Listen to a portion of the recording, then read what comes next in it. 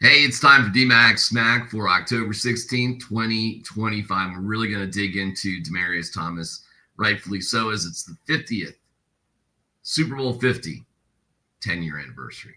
We're brought to you by Journey Spice. All sorts of great stories about DT coming up, including the famous donut story from Cortland Sutton. Hang on there. But let me tell you about Journey Spice. You can save 10% using the code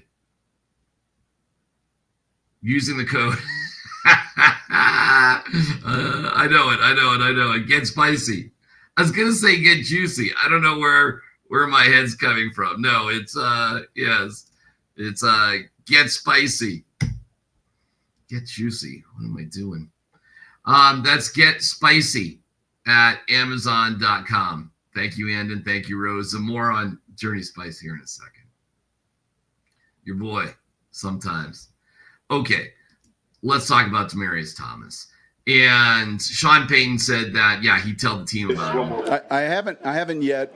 I will at some point in the week talk about the alumni back, talk about Demaryius Thomas. You know, obviously it's an important weekend for the Broncos, and at some point I'll talk about that.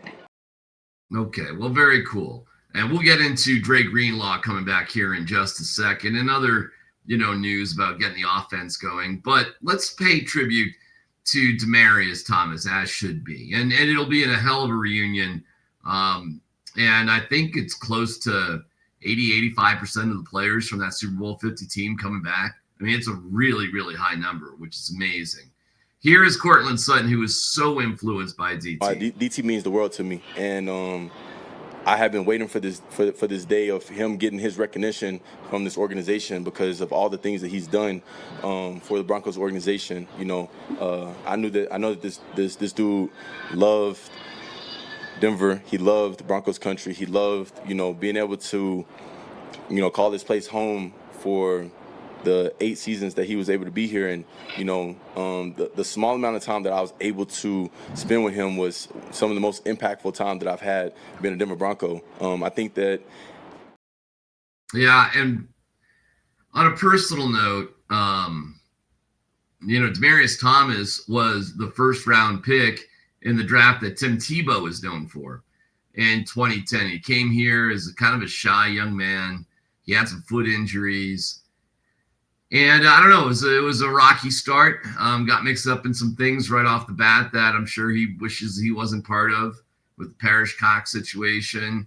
So it was kind of this weird slope. Josh McDaniels was here. Tebow's the QB. I mean, him and Eric Decker. Decker had some foot injuries too. Like, it was slow. And who knows how things were going to go. And in all honesty, we hadn't heard much about Demaryius Thomas. And don't forget, he was a Josh McDaniels draft pick. He was Josh McDaniels. He came from Georgia Tech, which, I mean, they had Calvin Johnson and Demaryius Thomas, which is incredible considering they basically just did nothing but run the ball.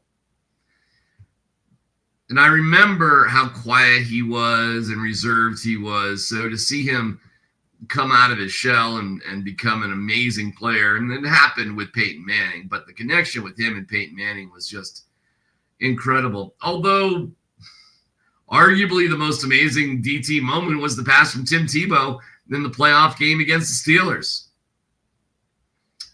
And he blossomed into one of the Broncos' most favorite sons of all time. I was lucky to be around Demaryius a lot. I enjoyed covering him. I enjoyed seeing his progression as a player and a person. And I'm deeply saddened by his passing. Deeply. And by the way, deeply saddened by the passing of Ronnie Hillman too, who was another significant player during that era, which gone way too soon. Way too soon. However, it is Demaryius that's being honored, and it'll be the story, if you don't know, with his mom and grandmother in prison and having to be pardoned and not seeing him play as a professional is another. If you don't know that part of the story, you should look into it. It's something else. And his mom will be in town this weekend with, I'm sure, an incredibly heavy heart. So it is going to be an incredibly emotional weekend period for this game against the Giants. We'll get to the game itself, but it should not be lost on anybody, this 10-year anniversary of the Super Bowl 50 team, which I cannot believe it's been 10 years. I think of it as yesterday, sitting in Levi Stadium in San Fran, the parties that we held to celebrate. We had people come out just for our parties, not to go to the game. They flew to San Francisco just for our parties. How about that? It was a amazing time that I'm so lucky to be part of. And I was part of Super Bowl 48 covering that team too, and that sucked. The team didn't suck, obviously. You got to a Super Bowl, but the experience in New York was just terrible, and it couldn't have been different. But Demaryius Thomas, man, where would the Broncos have been during that time without him? And it's going to be, I will stand and applaud for DT from the press box. Ain't no doubt about it. So honor his memory and his legacy. Here is Courtland Sutton with, and it's a little bit long, but I think you'll like it. It's the donut story. I got this little thing that I do, for some of the guys in the building, and it started off as like a rookie duty that he kind of gave me. He was like, "Hey, like, I've been doing this, but I'm gonna pass to you. Like, this, you know about the donuts?" I watched it good. All right, yeah. So, as a rookie, he passed the donut tradition down to me, and it was one of those things that, like I said, it felt like it was like a rookie thing. He was like, "Hey, like, go to this place, call this place, tell them that you're gonna get the, whatever it was at the point in time. They're gonna know exactly what it is. Go pick them up, bring them up here. Everybody's gonna love it." It's all right, cool. And when he left, I was like, I'll keep it going. It was something that I saw that brought a lot of joy to people in the building, and it was like a small tribute to him. And then, when he passed, it felt like it was one of those things that, every Saturday I get a chance to call in and order donuts. It's a small, just little wink, like just a. He's always still around, like I want him to be able to, I don't even think the guys even know where that came from. I think everybody's just like, "Oh, the donuts are here," and they just get so excited, but like they don't really know like where that originated from. But like it's one of those things that, like, for myself and for the people who got to spend time with him and understand where the donuts came from, it's a reminder to, that he gets to still be, here. He may not be here physically, but he had such a lasting impact that, he's not going anywhere from this organization anytime soon. And like I said, I'm happy that he's been able to get his recognition from this organization, getting inducted into the Ring of Honor. Oh, wow, man. Tremendous. And I wonder who Courtland Sutton will pass that task down to over time. The fact that he still does it as a captain and a veteran, it's pretty impactful. Really cool story. And good on Courtland Sutton, and that's pretty awesome. That got me choked up just a little bit. So,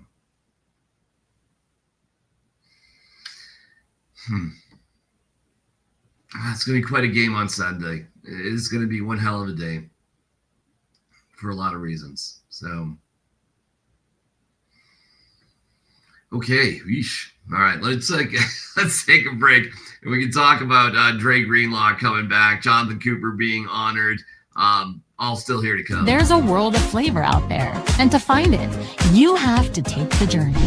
Journey Spice Company handcrafts the most premium spice and seasoning blends that have no sugar, no salt, are certified USDA organic, non-GMO, vegan-friendly, and always planet-friendly.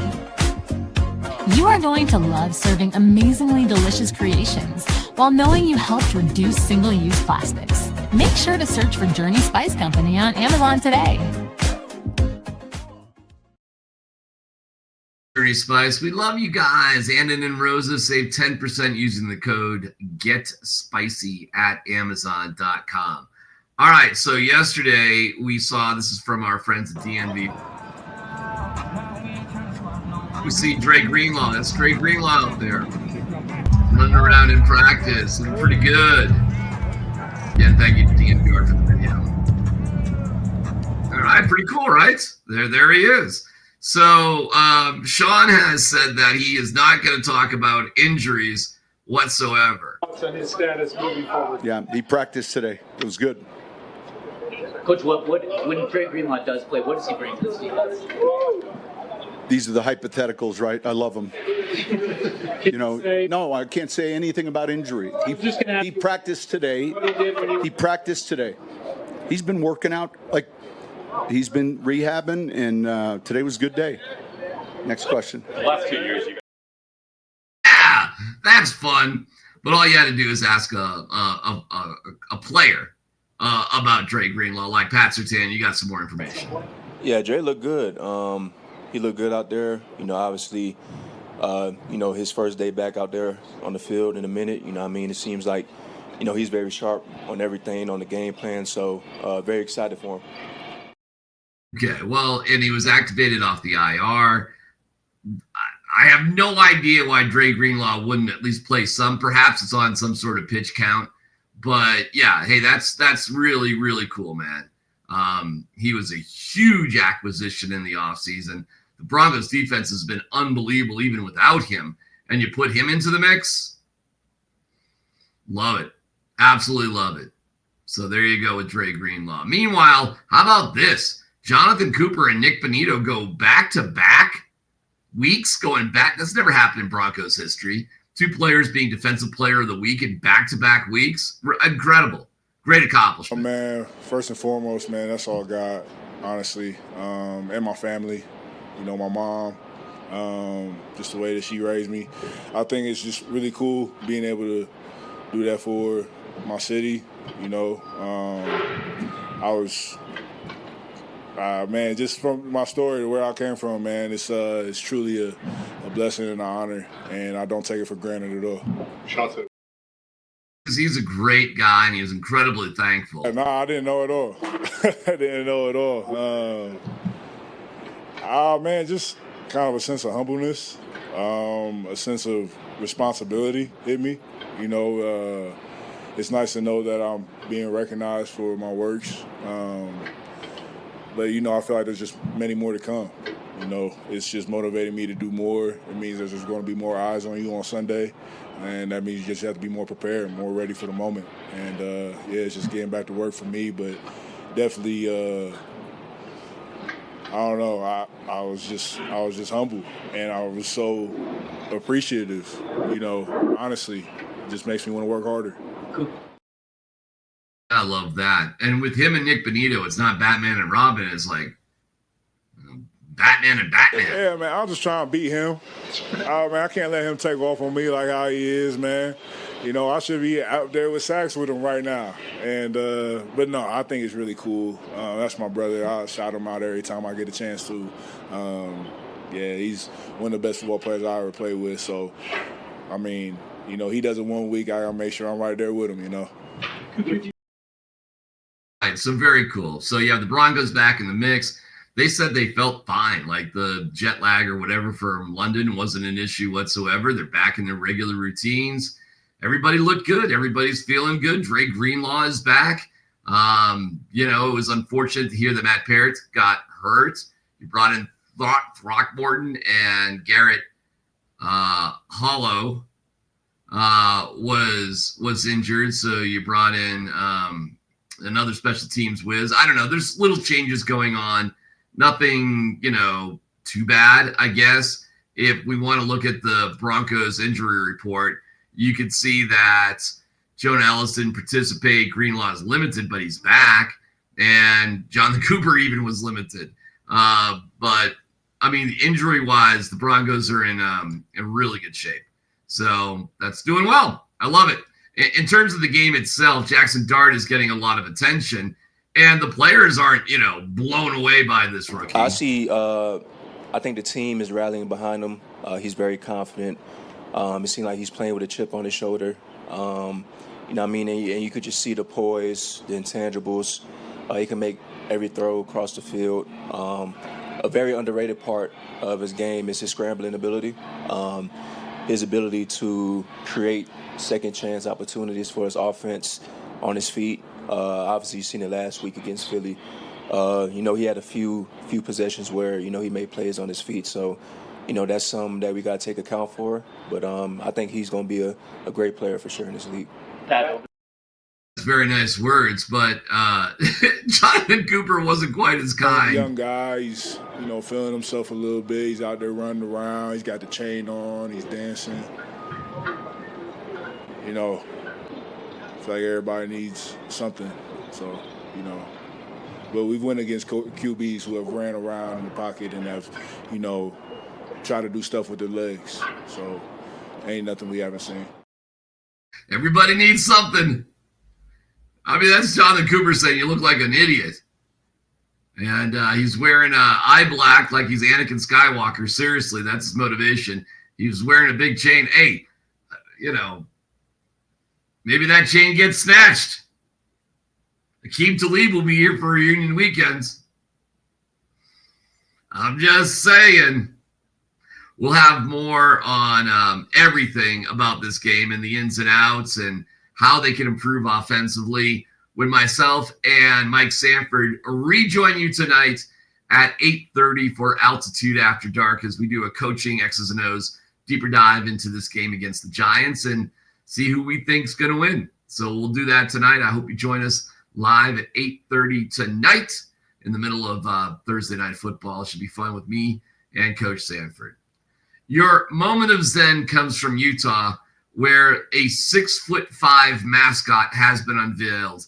Ladies and gentlemen, to wrap up the show and motivate you, can I present Tusky? He looks slightly terrifying. Just whatever else you can rip off. Feel free, Utah. Tusky. The mammoth. Just have an original thought.